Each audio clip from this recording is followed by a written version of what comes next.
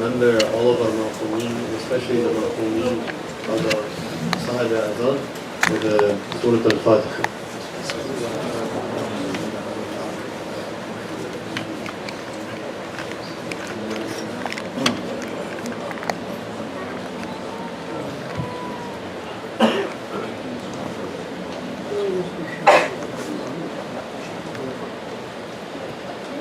أعوذ بالله من الشيطان الرجيم بسم الله الرحمن الرحيم الحمد لله رب العالمين بارئ الخلائق أجمعين ثم الصلاة والسلام على أشرف الأنبياء والمرسلين حبيب قلوبنا وطبيب نفوسنا أبي القاسم المصطفى محمد اللهم صل على محمد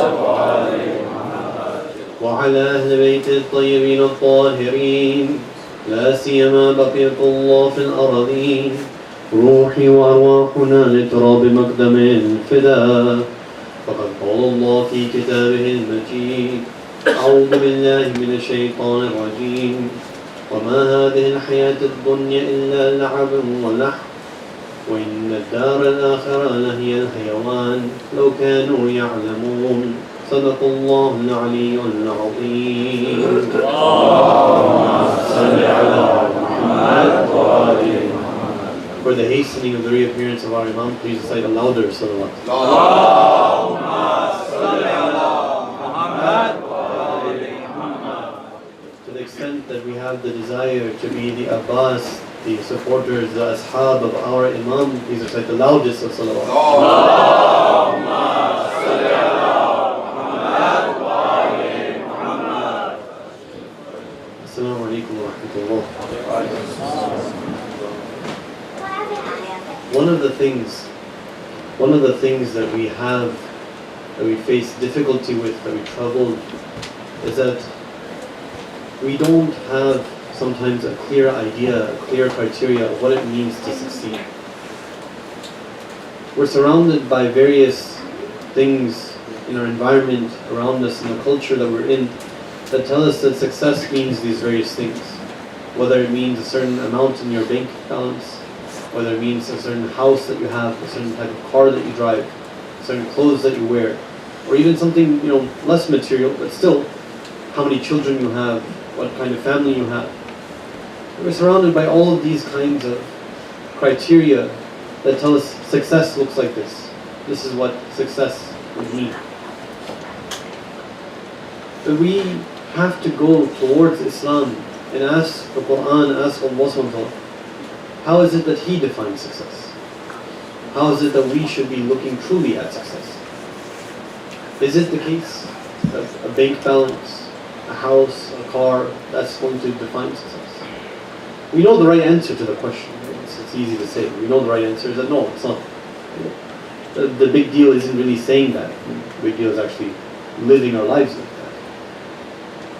But sometimes these other things trick us as well, especially family.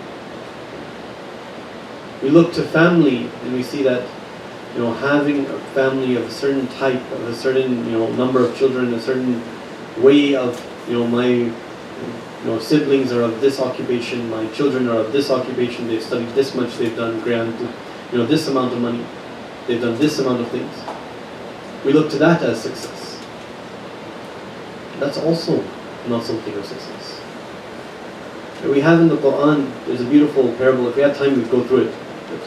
Since it's around 5 or 6 verses of the Quran, I don't want to quote it all. But paraphrasing it, there's a parable given of two people who have a garden. Between the garden, there's a river flowing. One of them says to his neighbor that, "Ana aktharu malan wa azza nafara." I have more wealth than you, and I am greater in numbers. The person, his neighbor, says to him that, why don't you, whenever you enter your garden, say that all this is from Allah SWT? Why don't you recognize that? He says, well, I don't think that really there's any final day in store.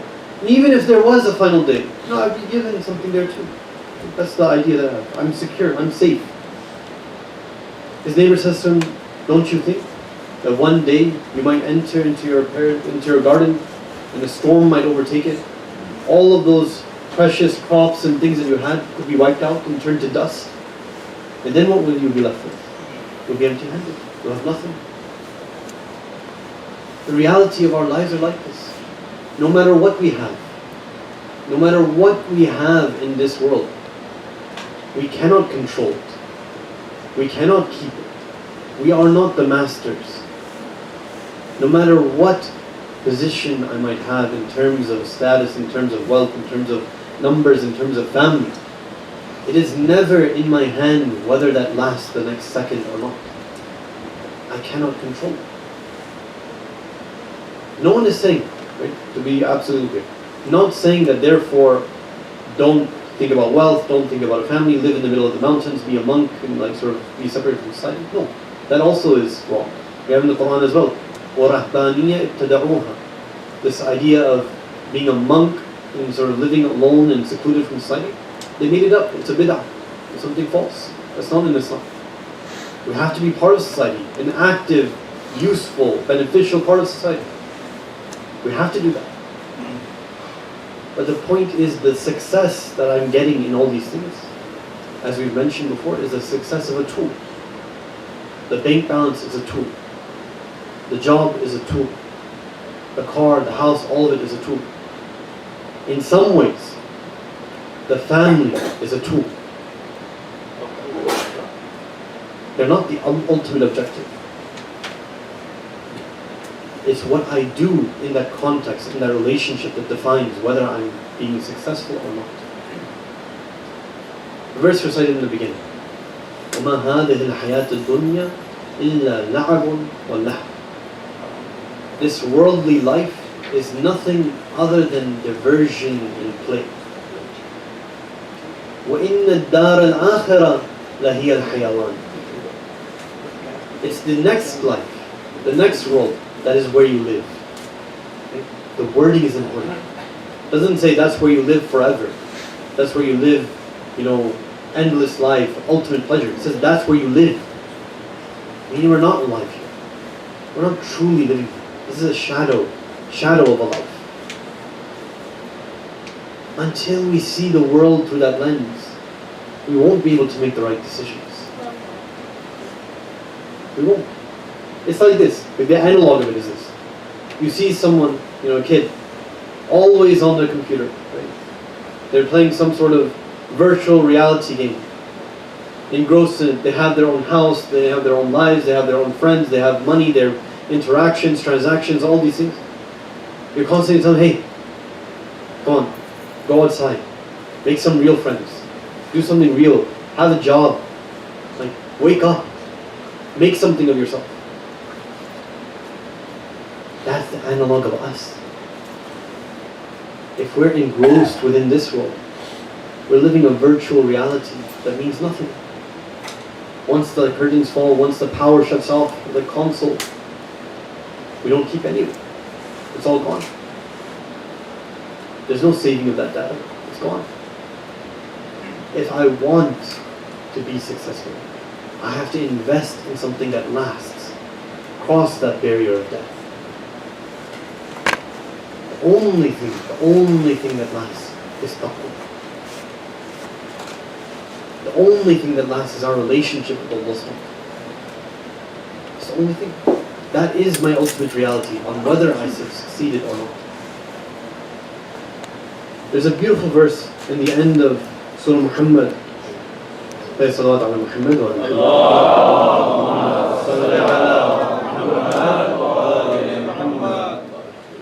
says, ها أنتم هؤلاء تدعون لتنفقوا في سبيل الله فمنكم من يبخل. It says, is this you who are the ones who are called to spend in the path of Allah? Amongst you, there are those who are stingy, they're miserly, they don't want to spend. وَمَنْ يَبْخَلْ فَإِنَّمَا يَبْخَلُ عَنْ نَفْسِهِ. The ones who are stingy, in reality, they're stingy regarding spending for themselves. Fi sabilillah was for yourself. Fi sabilillah, the primary beneficiary of Fi sabilillah is ourselves. Allah subhanahu wa ta'ala is not cheating us. He's saying this is for you. وَاللَّهُ الْغَنِيُّ وَأَنْتُمُ الْفُقَرَاءُ. Allah subhanahu wa ta'ala is the needless. You're the needy. وَإِن تَتَوَلَّوْا. This is the scary part. وَإِن تَتَوَلَّوْا. If you turn your back, you're asked to go on this path, you turn your back. يَسْتَبْدِلْ قَوْمًا غَيْرَكُمْ ثُمَّ لَا يَكُونُوا أَمْثَالَكُمْ. If you turn your back, Allah subhanahu wa ta'ala will change you with a different people. And they won't be like you. They'll be better. We're not someone special. I'm not needed. If I don't walk the walk, I'll be replaced. If I'm not the true lover of the Ahlul Bayt, the true lover of the Ahlul Bayt will come. It's not about me. We should be aware. Wake up. We don't have time. We have to have this urgency. وَصَارِعُوا إِلَى مَغْفِرَةٍ وَجَنَّةٍ عُدَّةٍ لِلْمُتَّقِينَ وَجَنَّةٍ عَرْضُهَا السَّمَاوَاتُ وَالْأَرْضُ عُدَّةٍ لِلْمُتَّقِينَ. Rush towards forgiveness and a paradise that's been prepared for the muttaqin. Rush. Don't wait. Don't hesitate. Nobody knows what tomorrow has in store. We don't even know what the next moment has in store. We cannot control it. We don't know how many opportunities we'll be given like we are in right now. That we can be mourning for Abi Abdullah Hussein. That we have this moment of awareness, of wakefulness, of striving for something greater. Something beyond ourselves and our ego. We don't know how many years we'll be granted this. We don't know how many days even we'll be granted. I have to take advantage of it now. If I look to myself, I need to make it clear to myself. Where is my life heading to? What is the most important thing to me? Not in here, right? When we say it to each other, it's easy to say the right things because we know what the right thing is to say. To myself, in front of the mirror, when I can be real with myself, without any veils, without any hijab, without anything covering my eyes. Real to myself for one moment. What is it that's real to me? What is it that's important to me? Where is my life heading to? What am I living my life for? If I don't have the answers to that, then I need to figure them out. And if I'm giving the wrong answer to that, then it's even worse. Mention that verse of the Quran. هل أنبئكم بالأخسرين أعمالا الذين ضل سعيهم في الحياة الدنيا وأنهم يحسبون أنهم يحسنون صنعا. Should I make you aware of the ones who are the worst in things? The ones whom all of their efforts in this world are going astray. But they're thinking to themselves, I'm doing everything good. MashaAllah, I'm doing everything good, everything good, everything good. But they don't realize. Living a delusion is the worst possible punishment we could be given. And that's another sunnah of Allah subhanahu wa ta'ala. Another tradition that He has. For the true enemies of Allah subhanahu wa ta'ala, He doesn't take them away from this world quickly. He allows them to remain here. With their wealth, with their everything, the trappings of success that they have. He lets them stay here for longer. Because they're just building and digging their grave deeper and deeper and deeper. That's the ultimate punishment. That's the severest of punishments. We should be afraid of that. There's a hadith by Amir al-Mu'mineen alayhi salam.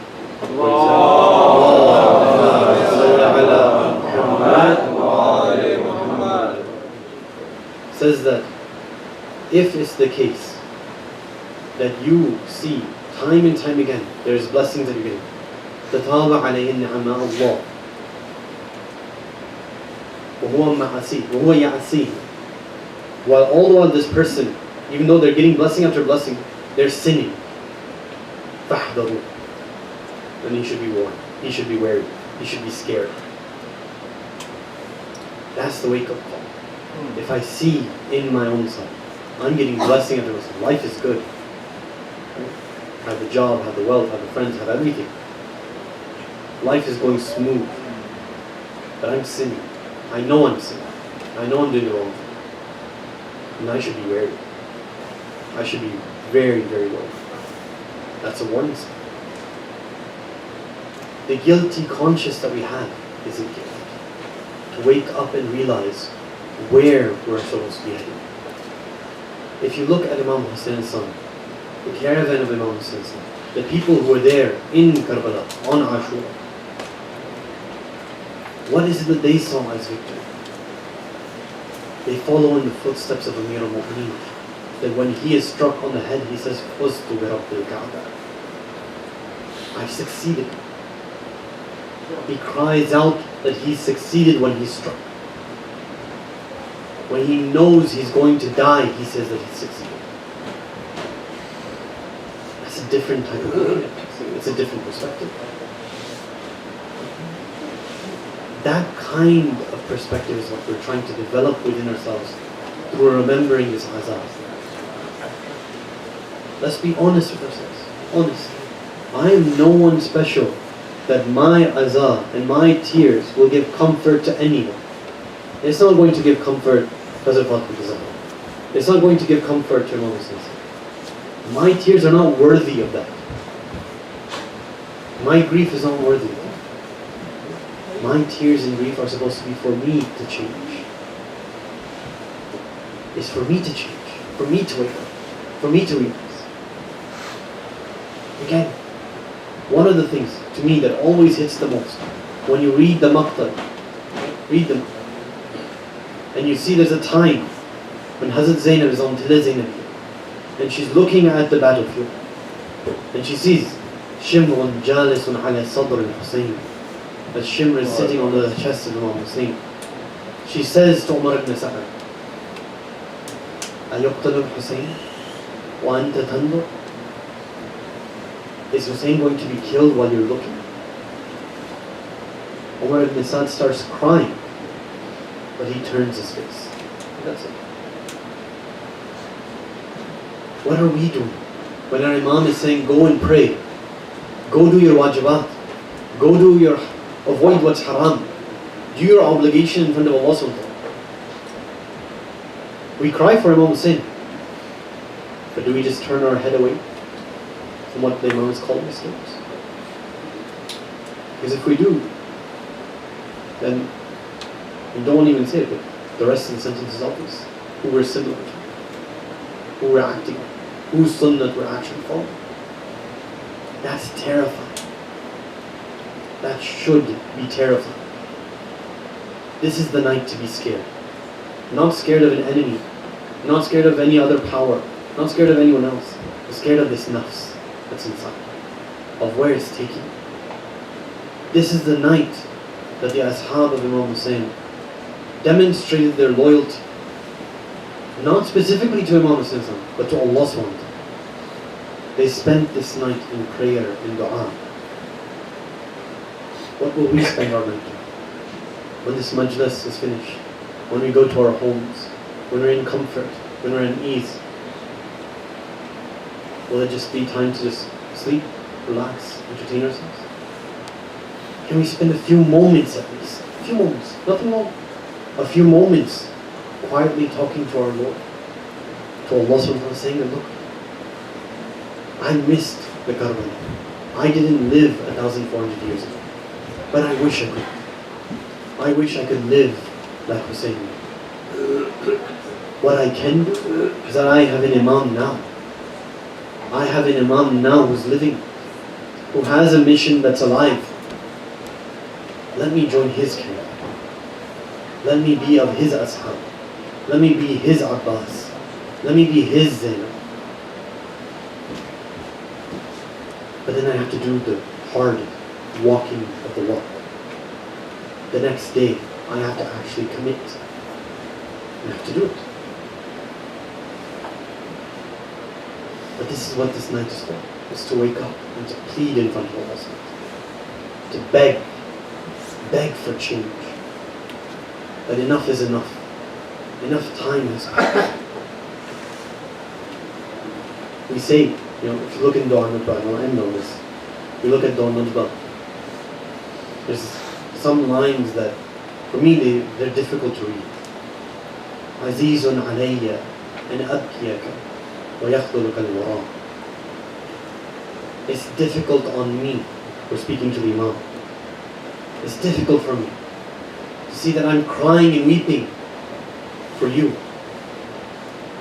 But all the others, they're making and distressing me. They're making me distressed. Why is this hard to say? Because if I'm looking at the honesty, and I'm seeing that the Imam is looking at my deeds, I know I'm one of the ones who are distressing my mom. I know he's not happy with me. I know he's not happy with what he sees. If I'm honest with him, he's not happy with me. It's difficult, but it's necessary to have this conversation with ourselves. To be real with ourselves for one moment at least, to wake up. It's heavy. These talks are heavy. It's not something that we're happy to hear. It's not something that makes us glad. It doesn't make us, full of energy. It wears us down. It feels terrible. But we can use that. We can use that to then turn in front of Allah subhanahu on this night and beg. Like we should. We beg like the person drowning in an ocean, and there's nothing I can reach out to except for Allah. We beg. And we know that Allah subhanahu has everything in His hands. And in that moment of desperation, if I'm sincere, that's all that's needed. And Allah subhanahu promises, Ad'uni astajib lakum. To call upon me, I'll answer. I'm not banking anything on my own efforts. It's needed, I need to strive. But I rely on the mercy of Allah subhanahu. I'm doing my efforts to qualify for the mercy of Allah. That's the calculus that I'm looking at. Not the calculus of this world. اللهم صل على محمد وآل محمد. اللهم صل على محمد وآل محمد. اللهم صل على محمد وآل محمد. السلام عليك يا أبا عبد الله وعلى الأرواح التي حلت بفنائك. عليكم مني سلام الله أبدا ما بقيت وبقي الليل والنهار، ولا جعله الله آخر العهد مني لزيارتكم. السلام على الحسين وعلى علي بن الحسين وعلى أولاد الحسين وعلى أصحاب الحسين. Your brothers and sisters, Imam Rada was narrated of saying to his companion, Yabna Shabib, Yabna Shabib, in kunta bakiyan li shay'in fabki lil Husayn. If you're going to cry for something, then cry for Husayn. For surely he was slaughtered like a sheep was slaughtered. But Ya Imam Rada, Ya Imam Rada, don't you know that in the Ahkam it says that when you're slaughtering a sheep, you make sure that it doesn't see any other sheep slaughtered before it. When you're slaughtering a sheep, you first give it water and make sure that its thirst is quenched.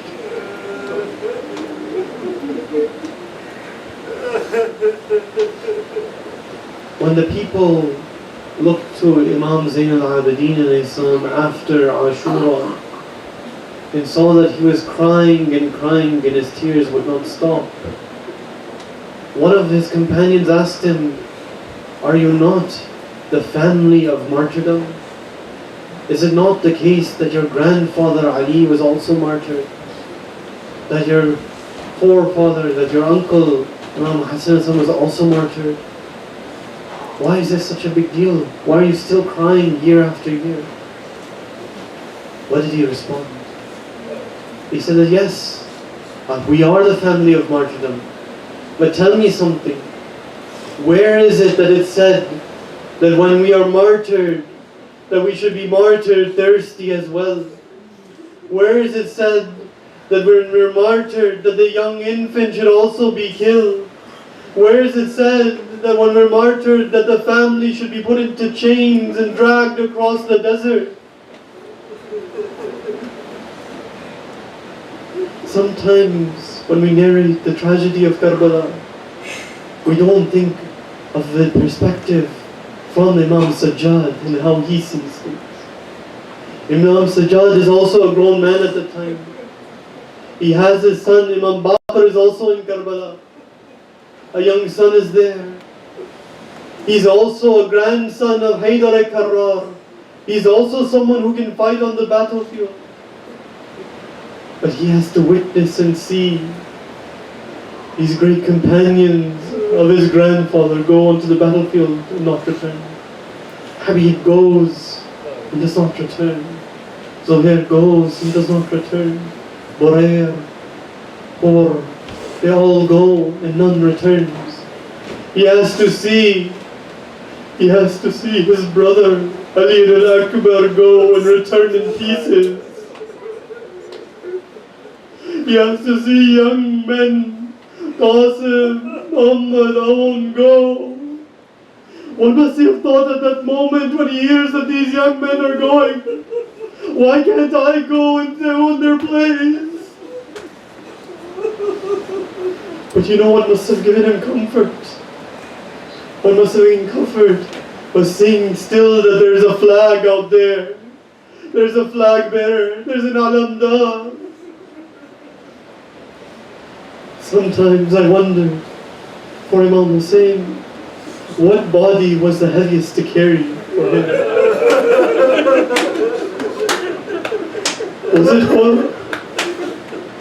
Was it Zuhair? Was it Habib? Was it Ali al-Akbar when he said, "Ala dunya ba'dika al-afar"? Was it the young son that he grew, Qasim in his hands? Was it his nephews, only Muhammad? But dear brothers and sisters, to that time, Imam Hussein still had a back. He still had a back. When he's near the grave, when he's near the body of his brother Abul Fadl Abbas, and he said, "Alan kasur al-zahri." Now my back is broken. But Abba Abdullah was saying he didn't have to carry Abbas anywhere. But there's still one body left. There's still one body left for Imam Hussein to carry. And though this body might be small, but perhaps this body was the heaviest to carry.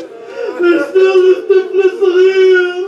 There's still this infant child to carry. Can you think of the heart of Hussein at that time?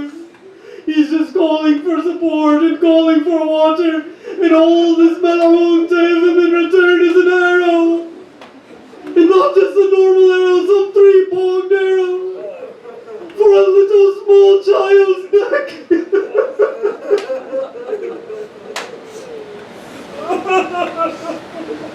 You know what I can ask at this time? When you bury a body that's been struck with an arrow, you take out that arrow to bury them. But this arrow cut this al-Asghar from neck, from ear to ear. When Imam Hussein is burying this young body, if he took out this arrow, would there be any head still attached to the body? على لعنة الله قوم الظالمين وسيعلم الذين ظلموا أي منقلب ينقلبون.